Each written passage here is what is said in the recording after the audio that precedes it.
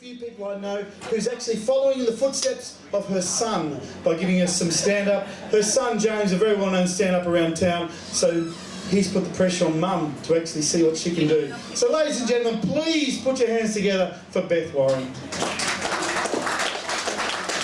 Thank you, Raymond.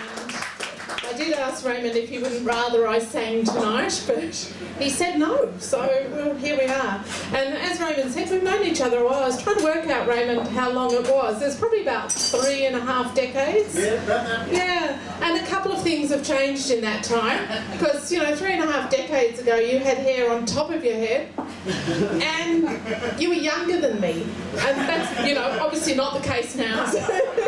Okay, so I actually had a birthday last week, and it was a significant birthday. And you know those sort of milestone birthdays that come around every so often, and often they have a 0 on the end, or they let you do something that you've never been able to do before legally.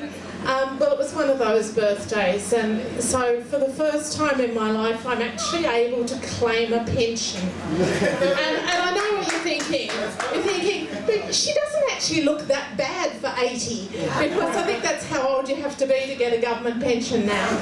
So, yeah, birthdays are also a bit of a time for reflection, aren't they? You sort of look back at your life and think, how am I going? Have I done all the things that I wanted to do? And Raymond and I were just talking about living vicariously through our children and how they're having all the fun that we wished we'd had. And, you know, I was going to be a famous actress, and I haven't yet walked the Great Wall of China. But the thing that, the one dream that I had that I'm really disappointed that I haven't yet brought to fruition was my dream of world domination, you know, and it just hasn't happened, and I think maybe now I'm a bit too old, and it's because I always just imagined that I would sort of rise up through the ranks and take my rightful place as ruler of the world, but I don't know, I think if that was going to happen now, it'd have to be one of those sort of, you know, like cosmic ray incidents where you suddenly get in the middle of a cosmic ray storm and you get all sorts of superpowers and you can take over the world.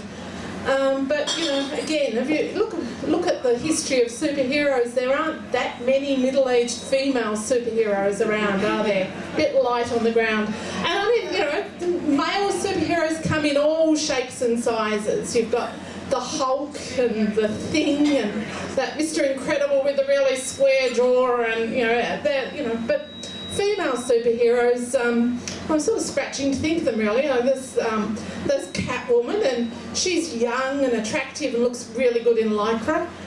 There's Wonder Woman, young, attractive, looks really good in lycra. You know, you just think there's a sort of a pattern developing here.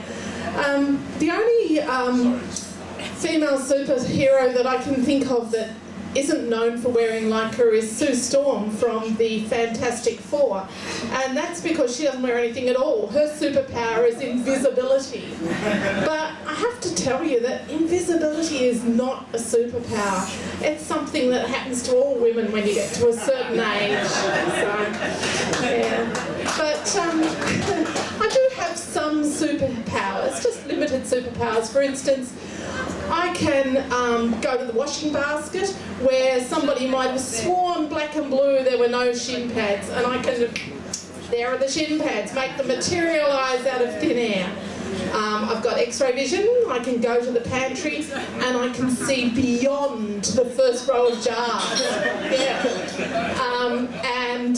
I've also got superhuman strength. I can go to Launceston. I can take a full day's training course for 8 people with gastro, running out to throw up every half hour, still take the course, drive home 2 hours from Launceston to Hobart, come in, find my husband sitting in the comfy chair with a rug over his knees, saying, "Oh, I don't feel too well," and still be the one who puts the kids to bed. So, superhuman strength. But if I was going to be a superhero, I guess I'd need a superhero name, wouldn't I? So I've been thinking about what would my superhero name be? And well, there's this Superwoman, but that's kind of a bit obvious. So when Superman first came on the scene, that was actually in 1933, which is the same year that my mother was born, which means that Superman is actually 82 this year. And I think it was probably a bit lazy. They thought, well, we've got a superhero, so we'll call him Superman. So if we were to update that for the current century, we wouldn't say super, we'd probably say awesome woman, or even fully sick woman. So yeah, that might be a way to go. But realise that there's actually no such thing as a superwoman anyway. If you think that you're going to, I think probably a lot of us grew up thinking that we were going to have it all, that we're going to have the fantastic job, the wonderful social life, and children.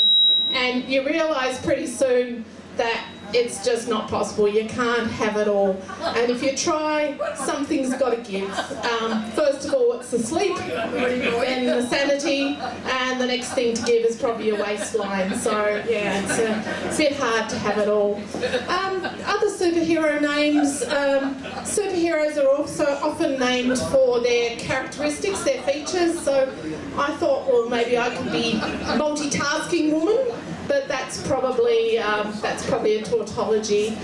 Sometimes it's to do with what they're made of, like Iron Man. So I thought, well, I could be Water Woman because I'm 75% water, and then on weekends I could be Wine Woman. So that's a possibility.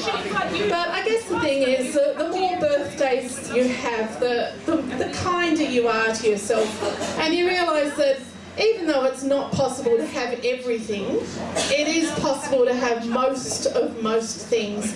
So I think I know what my superhero name's going to be. So it's not going to be Superwoman, it's not going to be Awesome Woman, it's not even going to be Wine Woman. I want you to give it up for Good Enough Woman. Thank you.